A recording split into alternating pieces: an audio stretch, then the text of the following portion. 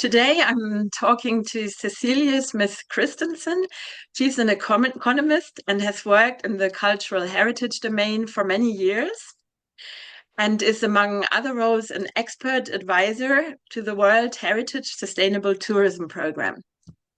She also started her own company, World Heritage Catalysis, in 2014, which is oriented towards commons practices and aims to transform tourism with innovative approaches and tools to build community resilience. Hello, Cecilia. Welcome. Thank you so much, Katja. Great to see you. There are two main topics we want to talk about today. One is your career in heritage protection and tourism, and also how you realized there's a need to reorient it because tourism, as we probably all know, can be quite damaging also to the host. And the second one is a personal project you just started. And that came out of a drastic change in your life. You have been diagnosed with cancer. But there's also links between the two, as we will see. So you're building on what you did in your work for your personal project. Maybe let's start a bit with your background. So you were born in Kenya and then moved to Norway. And after studying economics, you moved around to quite a few places. You did an internship at UNESCO in Paris. And you also spent several years in Cape Town. And you once did a tour from Cape to Cape, so from the North Cape in Norway to Cape Town. I found that really amazing. How long did that take you? It took half a year, Half a year. What? but planning, of course. But thank you for sharing that timeline. And I think for me, looking at my privileged and exciting life, it's interesting to reflect around the motivations and the questions that has driven me to the next phase of my life and Mm-hmm. the exposure that I've sought. So yeah, it's true. I was born in Kenya, but to Norwegian parents. But already then, it's a reminder that the world is large and the starting point of your life is very significant to how your opportunities going forward. So I hope it brought a sort of humbleness to me, as it's not a given that I would be raised and grow up in Norway, which is a very privileged and maybe somewhat detached from the greater societal challenges we see around the world. Mm-hmm. So yeah, Mm-hmm. I grew up on a farm. I had a Uh-huh. potato field named after me, but my fingers are not so, green. But anyway, yeah. So that was a part of my life, and then my parents divorced, and I moved to the city. And anyway, but the thing is that my father was adventure, while my mother was more into arts and culture. So that kind of interest in how culture is varies around the world and how it influences communities and how it's a driver for development was an interest in me, which I wanted to somehow explore. But I realized also that some of these questions are maybe so, there is no field, it wasn't studied to do that. So I decided to study economics at University of Mm-hmm. Oslo, Mm-hmm. which is basically numbers and uh, Yeah, yeah. but I realized I needed to do that in order to really raise the questions that I wanted to raise. I needed to have kind of a formal background. Anyway, so that was Mm-hmm. 7 years of my life. Mm-hmm. So I got that degree, and then I realized now it's time to go out in the world. That's Mm-hmm. when I did the Cape to Cape expedition, traveling through Mm-hmm. Africa and the Middle East, and that's a webinar in itself. Uh, Yeah. yeah, Mm-hmm. but then Yeah. so that was my kind of it was a wild trip. But it was what was interesting is also to see how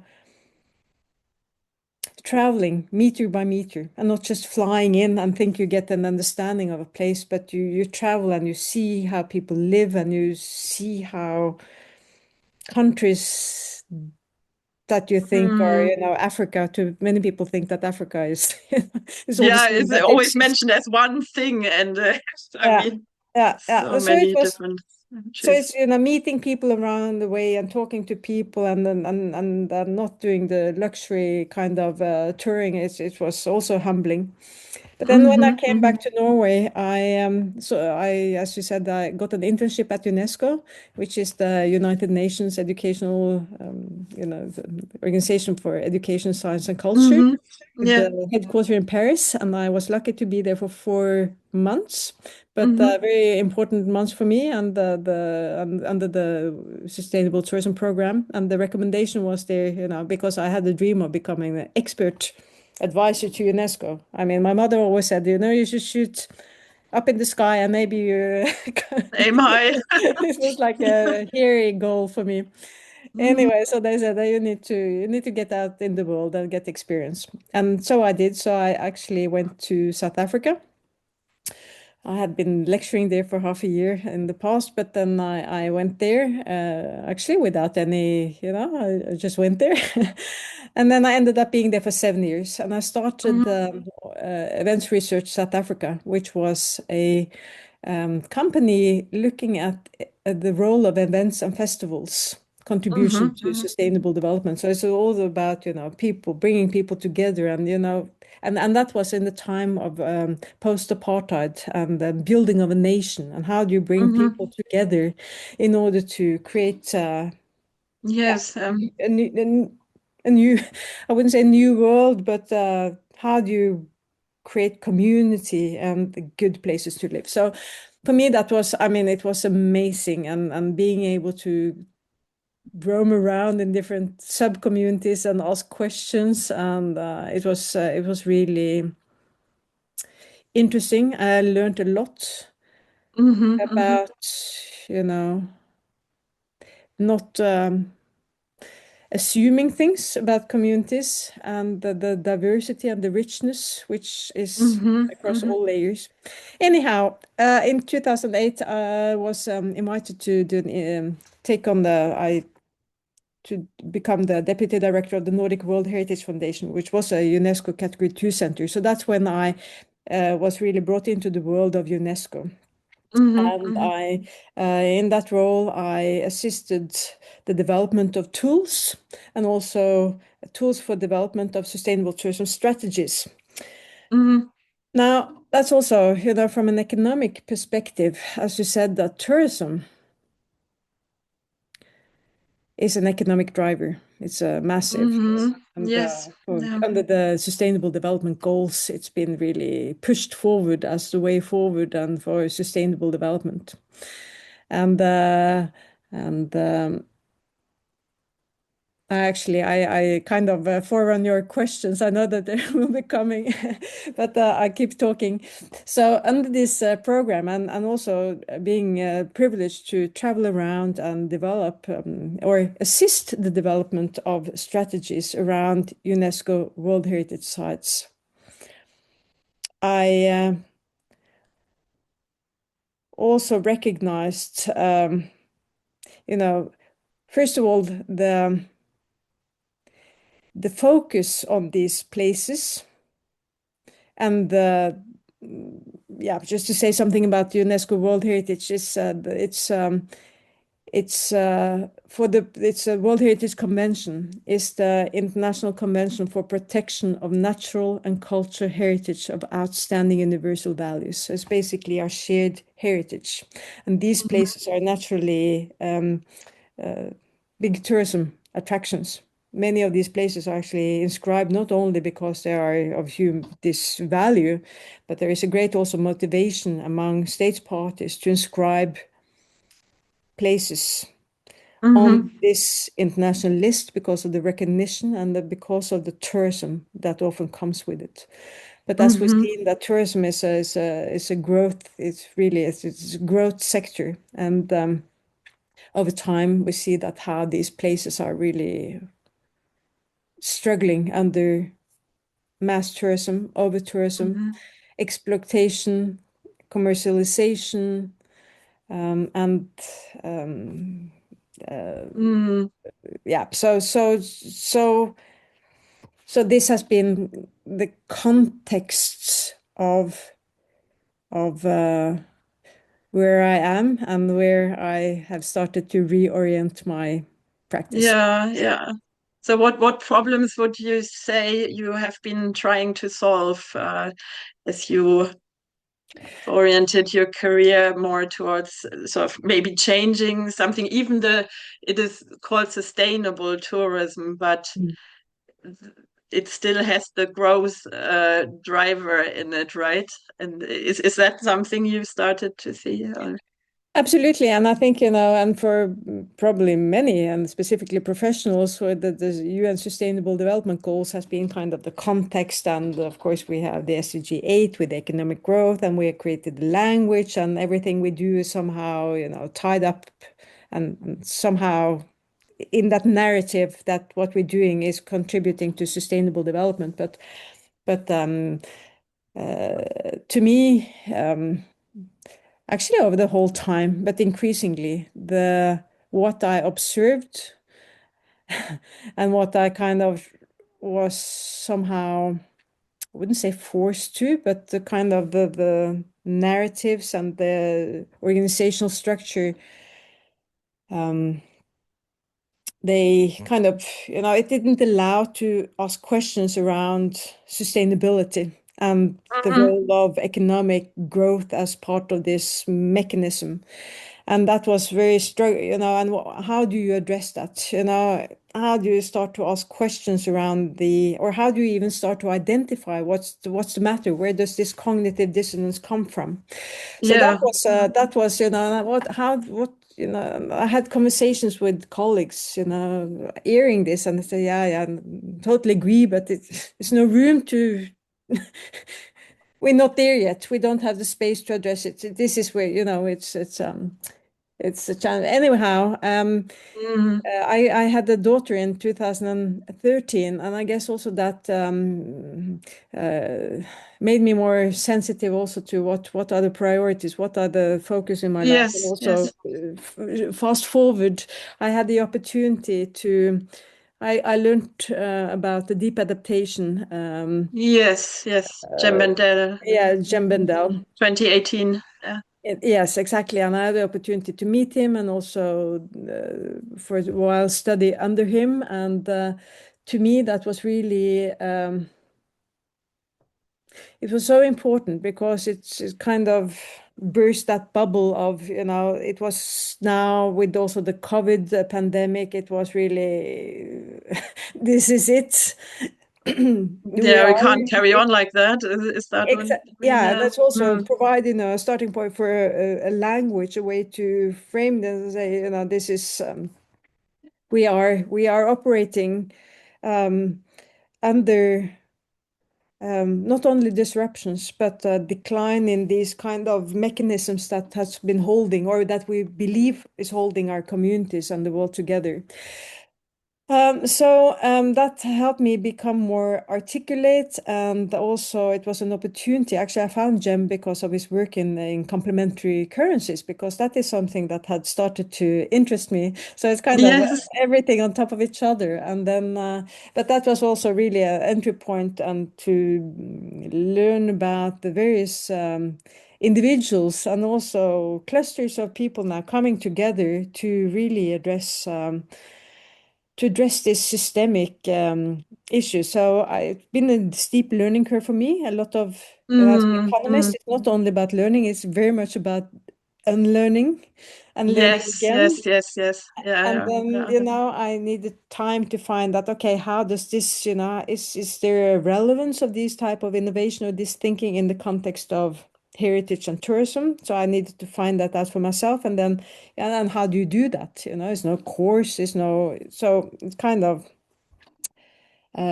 ongoing reflections over time, but very important for me has been to be able to navigate and be part of international communities of domains, Mm, like my mm. heritage domain, where my colleagues in Yeah, yeah, heritage, yeah. economics, and then the co-fi, and tourism. So in order to Yeah, somehow yeah, yeah. move between and shape ahead, and so that after time, I felt that these actually came together. They were not separate. Mm-hmm, mm-hmm.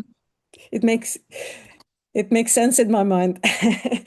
Yeah, Somehow, at yeah. least it's emerging, an emerging sense in my mind, and I also feel that over time that in order we connecting people and bringing people together in conversations where either the context is communities or places, and where we talk about what are the practical needs, what are the real needs of people, instead of what is the need of a sector, an economic sector.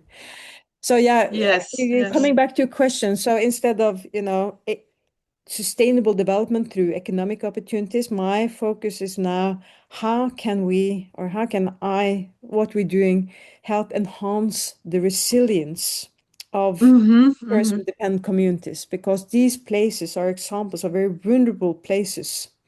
And I think Yes. this is also where this kind of idea of future thinking, what happens upon the disruption. And I think it's very clear now across the world that there are so many places that needs to Mm-hmm. deal with this vulnerability, that there are no or very few tools. These things are not solved through energy efficiency only. Yes, yes. It's solved through Mm-hmm. how we as individuals connect with Mm-hmm, each mm-hmm. other and help each other. Yeah, yeah.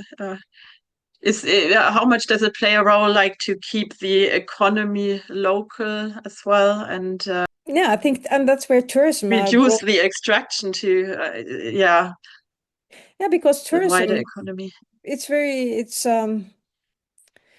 multifaceted, but also because international ownership, there's a lot of leakages, and Mm-hmm. the ownership is not, it's not always local. Even if we like to talk about sustainable, responsible tourism, it's a lot of these kind of back end things that we keep ignoring.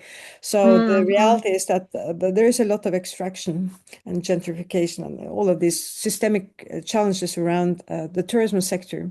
So the circular economics, but not only resource circularity, also Yeah, the not economic, yeah, yeah. local and bioregional.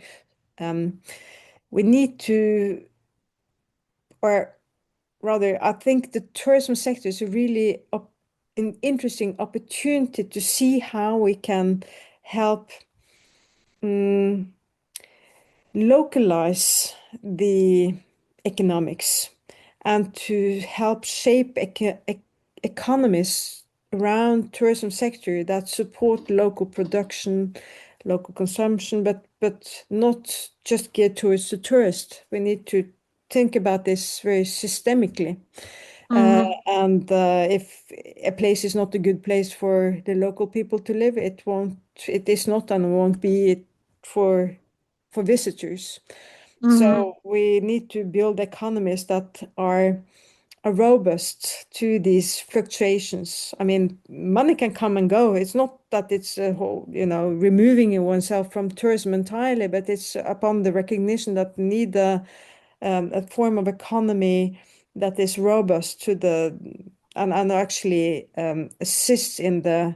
I'm a bit cautious using the term of regeneration, but Mm-hmm. Yeah. somehow bring regeneration to locally. And then I'm talking about, water security, food, soil security and food security, housing security, all of these things. And I think this is where it's very interesting to see what's coming out of the COFI, like for instance at the Yeah, I COFI was just meeting. going to mention we Like, actually met at the last Ko-Fi gathering, mm. and yeah, do you think that something like complementary currencies or alternative economic models will have a role to play as well? I hope so. Or can you see Absolutely. that starting anywhere? It's not so Mm. much. You have this Copen Pay in Copenhagen, Denmark, Hmm. around Hmm. incentivizing tourists using different type of. But I think that's a very kind of, it's a good but a niche example. I think what the CoFi, if I may call it a movement, um, it holds space for so many innovative things. So what really made me, it's not one system fits all, but it's Yeah. about um, getting a broader understanding of what economics or what economics is and what economic Hmm. theories could Hmm. do to complement and somehow maybe help rectify shortcomings of the current broader neoclassical Yeah, kind of yeah, yeah, fiat-based money. But so I'm very encouraged to see, things around energy yeah, off yeah. grid, like Yeah, yeah, that is also important. Yeah, yeah, yeah. and also Hmm. housing, and of course the complementary currencies and what the local loops are doing, for examples around credit clearing. And I think to me, Hmm. it's about how could we bring these different things not in competition because official budgets are we can fund something and we test something, but I think it if we could somehow find ways to collaborate and bring these offer these mechanisms as things that can actually be picked up on and utilized, but that Hmm. needs to be Hmm. presented in a context. Because if it's not Yeah, presented in yeah, a context, it's kind of yeah, yeah. neutral, If you a bit just bring in a radical, and measure and yeah. So you that's don't know that's why. how I hope to play a role and to contextualize these type of innovations Hmm. Hmm. to because we must also be careful because it's not only to once we start social engineering we Social engineering, yeah, that term is yeah, so we need to pretty be nice, also I think. careful around we can't just go on And it should be the people tokenizing. themselves doing the social engineering. I think that's important as well when you say it's not Absolutely. something from outside. No, So, but it's the tokenization of this and that and tokenizing forest and tokenizing heritage and I they may be good for fundraising and but I mhm. think we need to look at it in a broader scope and a Mhm. more systemic way so that we actually do not only think about how do we generate more money for certain purpose, but Yes, rather yes, how yes. do we really support individuals in their collaborative economic Mhm. capacity to Yes. share resources, utilize resources in a respectful and sustainable way. Mhm. Mhm. And then I guess you will bring me to the point of commons. Yeah. Mm. Yeah, there was one specific question, and yeah, after that we can maybe move on to ResiliNets. Um, and that was yeah, commoning is all about inclusivity, and but it seems like in the commons movement, there's not that many women um, like that are really well known also or driving things, and also not in the Ko-Fi movement. And yeah, why do you think that is? Well, before I answer around why there are few women in the comments, maybe I could just say about what uh, one of the specific approaches I have identified as an opportunity to shift from an extractive to a regenerative or a different non-extractive paradigm Hmm. is Yeah. about how we address our resources, or maybe don't even call them resources, but like if I bring it in the context of the heritage again, many of these places had been called yeah, economic resources. They are they somehow presented for their in what they could mean for the economy or for people. So it's a kind of a very basic, it's a language that has tied us into the economics, the Yes. extractive economics. Mm. And what is quite disruptive, I would say, is when you start to recognize and say, well, these are in fact commons. And to when you apply the commons approach around the stewardship of natural and culture resources, it kind of allows it to open up and also to recognize the shared responsibility and also address some of the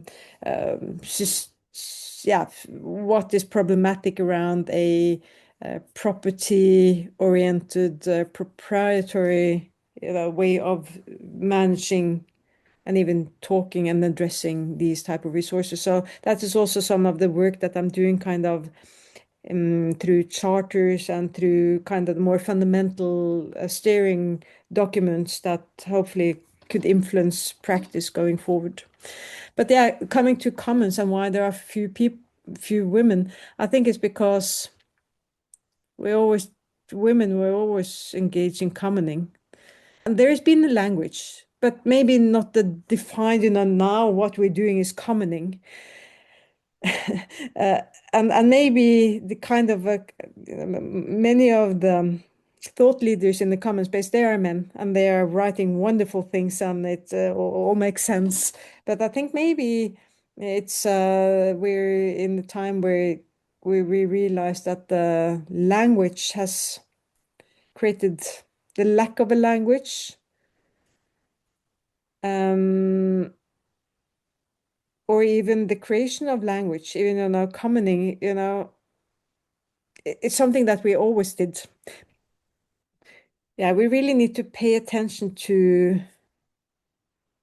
that we're not creating like another box of, this is commoning, but that we make Yes, sure that the yes, commoning is really broad enough to encompass all the commoning that has always been going through. And that's also where heritage is important, because commoning was how we survived in the past. It's yeah, yeah, we yeah, need to kind of look back and recognize and bring that also into the modern relevance, even if we have all sorts of technologies now. I often say when I'm exposed to a new kind of tool, what happens when the electricity goes down?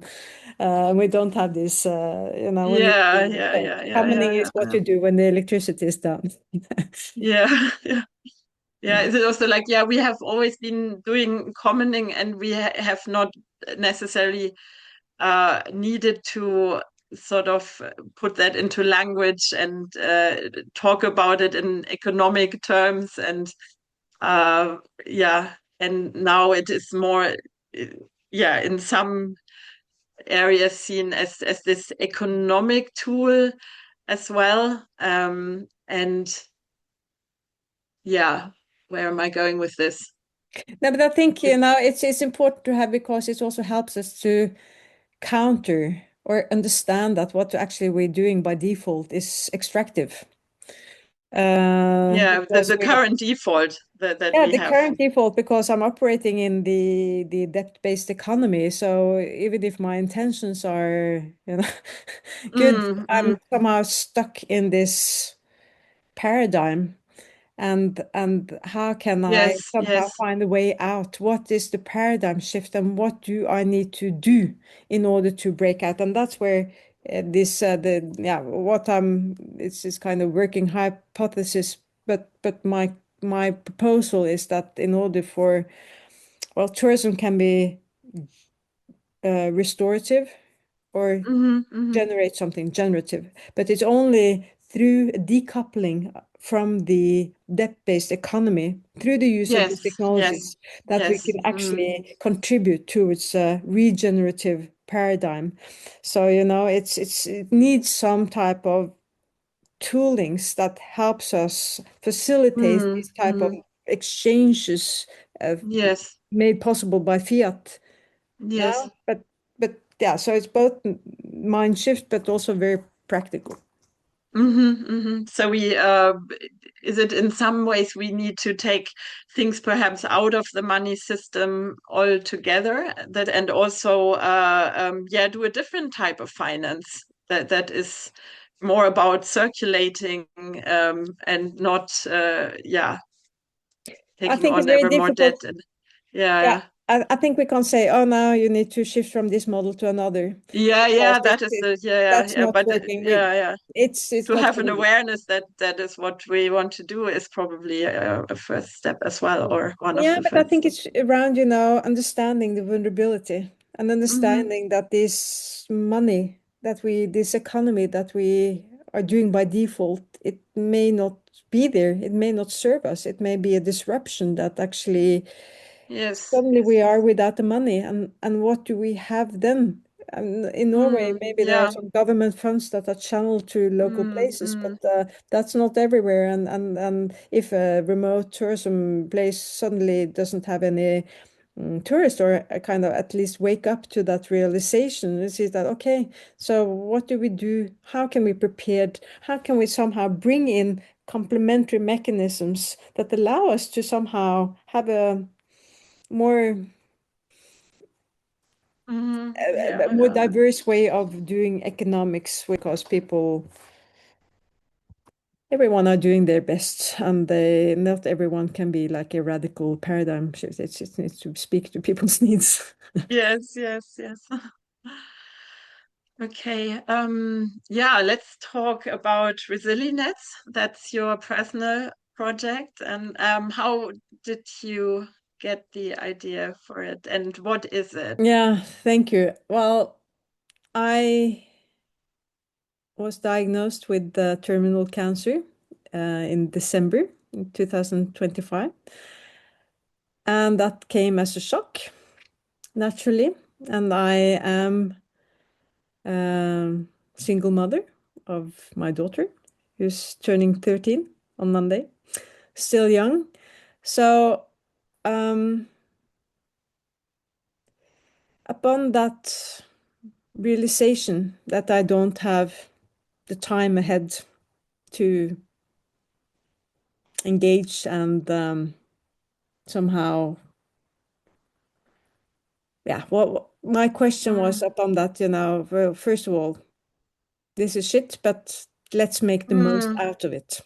I'm mm. still alive. I Yeah. am engaged in what I'm passionate about.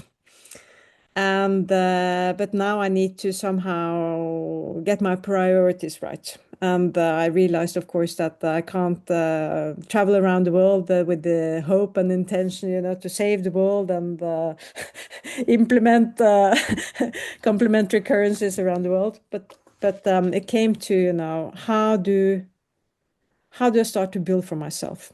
And that was actually a very interesting challenge, because in the past, I always thought, oh, this is actually these type of thinking, these type of way of thinking about community and resilience is so Mm-hmm. difficult here in Norway, because I live in a very privileged community.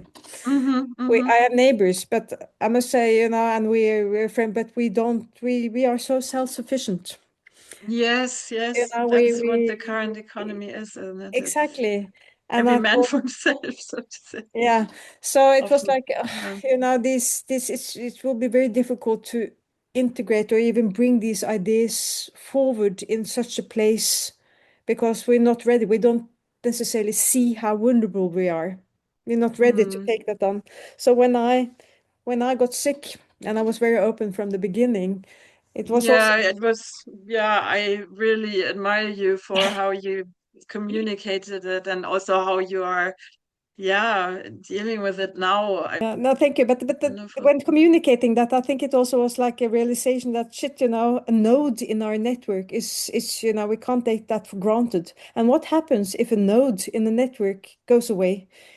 Mm, So mm-hmm. much, it's a disruption. People are disconnected. They don't only lose a person, but they also lose something. Yeah, it is a disruption in society. And I thought that this is interesting. And so that's where and also, so one thing was that realizing that in order for me to, I don't know how much, well, in December, I thought I wasn't sure I would survive summer. Now I hope to have some time as I'm undergoing treatment, but what I wanted to, what I saw, I need to build network. I need to find ways that we can come together, and that these type of network could then build not only around me but also my daughter and for the future. So when Yes. I am gone, these networks can continue to survive. So that was kind of the context. But then it was also around my personal needs, because I love flowers, but I Mm-hmm. don't like flowers that I see, dying in front of me. I rather, I Yeah. I appreciate Cut to help her flowers. cook, and I need home baked healthy bread. I need people maybe to help my daughter with school, all of these things which are difficult to ask. And that is why I realized also, coming back to this idea of mutual aid and reciprocity of what is it that instigates an energy within a network around how we can support each other, because I think in many places we start with offers. Everyone has, something to offers, but actually exposing someone's needs, it's more kind of, I don't, it's more, I wouldn't call it taboo, but we're not so practiced. So I decided, okay, right now I need to somehow go forward with an example around my needs. Mm-hmm. So we start Yes. with the needs, and I think it's also upon my own experience living abroad, if you're not needed, you feel very disconnected also from a community. So I think, if we can somehow practice and get some tools and maybe some mechanism and make it a bit fun, um, then yeah. So basically, so what I've been doing, first of all of these things were shaping in my head, and I thought, okay, because I didn't have the energy to respond to everyone how my treatment is going. So what I did was to create a WhatsApp group. So in Yeah. that WhatsApp group, I invited, but it's currently on my Norwegian network. But it turned out suddenly it was 105 of my closest friends, and I'm an introvert, and I didn't think I had so many friends. So it was quite, But this is it's a playful space, where I share and already now it's engaging a lot of, yeah, people responding and saying it's a big ego boost. It's fantastic. But anyway, I thought that the metaverse and the WhatsApp group is very limited. It's not something that it's restrictive to what it actually can accommodate. So Mm-hmm. it was Mm-hmm. actually thanks to you that I Oh. learned about the HumHub, which is Mm-hmm. open source. And so basically right now I'm building this space, which I call it ResiliNets. Mm-hmm. Mm-hmm. Hashtag Friends of Cecilia, which is a closed, but still, very inclusive, or it will be an inclusive space where people can engage um, around Yeah. Yeah. interests, and so it's both the networking and also a place for me to bring on things that I want to bring forward, not only to my daughter but to my friends. So yeah, I think Mm-hmm. Mm-hmm. I'm very pleased with how this is working. But it's also important to say in this context that I want to integrate the um, mutual, really, mutuality and offers and needs market, and Mm-hmm. so I'm Mm-hmm. looking for that. We know things are evolving as we speak. Good people are working on good technologies, but to have a offers and needs platform integrated there. But also, yeah. Finally, I also want to say that network is not only local; it can also be international. So, it's also a Mm-hmm. space where I want to bring Yeah, yeah. friends As I from understand across. it, your local network is already quite active now, right? Mm. And now you're extending it more Yeah. towards your global network.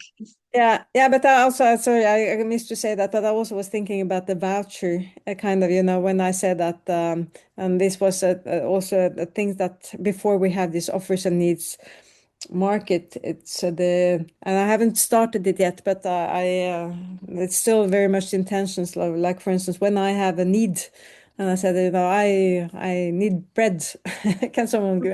And if someone brings me something or a meal, it's a way of um expressing appreciation what is being Uh-huh. offered. Yeah. So Yeah, this yeah. kind of voucher that says that, thank you so much for what you offered, and in return you can come and lend a book, or use my sewing machine, or I have a lot of tools, so to start to Yeah, yeah. practice So this, it and can be I'm paying it a forward. variety of So things.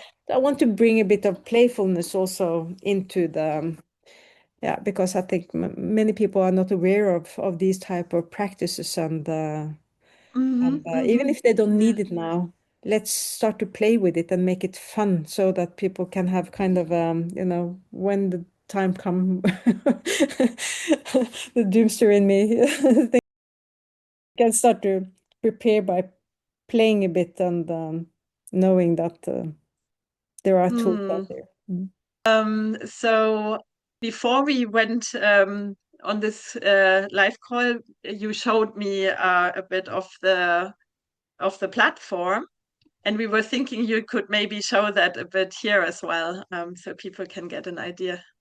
Yes, thank you. Well, that's very exciting because I mean this is really work in progress, and so far, well, basically, this is I'm just showing you now the kind of the Mm-hmm. entry. This is yeah, welcome to ResiliNets. This is friends of Cecilie and friends of Lucy, my daughter, and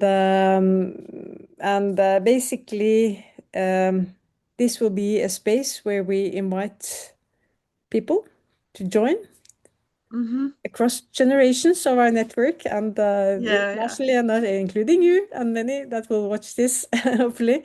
But so basically, and this is currently a bit overwhelming, but here is some spaces where I would like to engage with the people. Well, first of all, I have my own space. It's basically taking over for the WhatsApp group where I share everything of my thinking and reflections and just being me. And the space for Lucy. But then there's also an opportunity for people to engage, like for instance, on book and films, share your favorite book and film, and have a little virtual book club here. Cooking and recipes here, I hope my Mm-hmm. mother will Yeah, share that's nice. her signature dish, and I will share some, and then I will invite my friends to share some healthy, so it could be like we create our own little cooking. I'm just, I haven't started to bring here either, but also culture and creativity. We have gardening actually. Last Sunday, I had an open invitation, and I invited people to come and help me create a dream garden. Well, Mm-hmm. in the Mm-hmm. beginning it looked like this. Now it looks much better, and nice photos will come. But that was also an example of people that hadn't previously met came together around, yeah, around production rather than Yeah. consumption. And then I had the most wonderful result, and I Yeah, was yeah, very yeah, yeah. grateful. Oh, And that was people. such a good, yeah. I remember we went to an event where that came up as well, about doing productive things together. Often we consume things together. We go to the cinema, or we buy things. Yeah, to really come together and do something together is, yeah, probably something that is good to do more. Yeah. Yeah, so Hmm. that's the idea, and also health and training. Maybe during summer I will do some gym classes, some people, and also travel and hospitality, and that is maybe something that I want to share with this, friends and connections that watch this, joining me, because Mm-hmm. we in the future, I really wish we can, if you ever come to Norway, reach out through this platform, and there will be Mm-hmm. people Mm-hmm. here, friends, that can help you. Or, if you have children that are going to a foreign country, if you could then reach out to this community, they could be people in countries where, you have a connection. So, I mean, it's thinking both local and very practical around my own needs and wants and desires, and how to make Mm-hmm. this fun. It's also how how things can be, Yeah. yeah. But basically, coming back to this, it's as a lived example. Hopefully, maybe this could also be an inspiration for others that are in a similar situation, how they could build something, a social legacy, Mm-hmm. which could continue, Mm-hmm. hopefully, Yeah, yeah, yeah, yeah, yeah. after someone is gone. Because, once this is in place, I hope this will create some energy and connect people so that we we stand stronger together. Yes, yes. Yeah, yeah. It can become also a network between your friends and yeah, and your friends can host your daughter and yeah. But it's a broad network of friends. So, like, I want to say also friendships. To me, it's not about the people you grew up with or that you see regularly, but it's the people that you had honest conversations with, and that's what I feel also. Engaging Mm-hmm, mm-hmm. with people in the Co-Fi movement, because we have met around things that really matters to us. A lot of Yes, yes, yes, deep yes. Mm. conversations, and bonds have been Yeah, yeah, formed, yeah, and yeah, yeah, yeah. so I also remember like going on the train with Sue Bell. We yeah. had such good conversations. Mm. Yeah, And your thank you so much. hospitality also, staying with you and your Oh, family, was really so nice, and yeah, we had such a nice time. And then we went to London as well, and we did the money game with Jem and Matthew. Yeah, that was really great. good memories.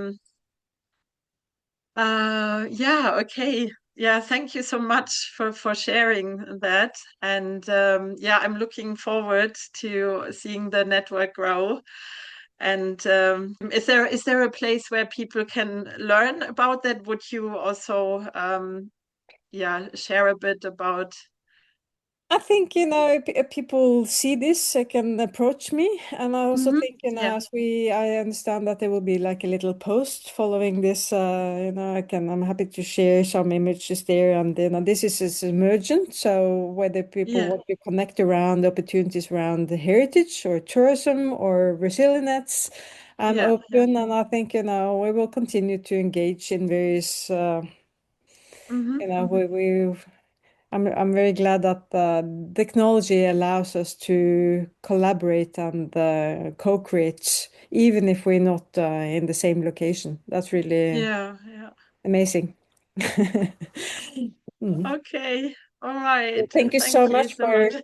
the opportunity to take so much space and time. Talking It's about been me. really interesting, and I know others will think that too, and it's so valuable. Thank you. Thank you so Okay. much. Bye.